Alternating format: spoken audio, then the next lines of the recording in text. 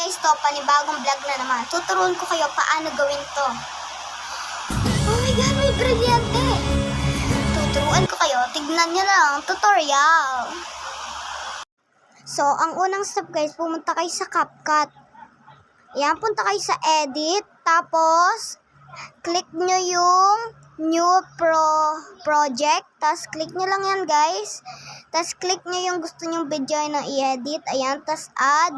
Pag nalagay nyo na, pagkatapos, wait kayo guys kasi naglalag ako Yan, pwede mo nga start and hintayin mo bumukas yung tanggalin mo muna pala yung volume as in yung sound kung di kayo nahiintindihan. Ayan. Yan, hintayin mo pa, yan, bumuka na. Tapos, punta kayo sa overlay, add overlay. Tapos, ilagay mo yung brilyante dyan guys, wait lang.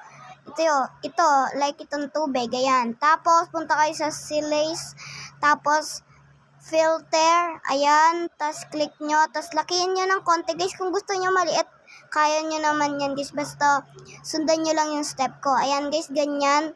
Tapos, stop nyo pag nag-close na, tapos, skip, tapos, yung delete, tapos, urong mo pa siya ng konti, guys, kasi, ipupunta tayo sa animation, tas out, ayan, tapos yung feed out, ayun, yung feed out, tapos i-1.5 mo guys, 1.5 seconds, ayun guys, okay na guys, panoorin nyo na guys.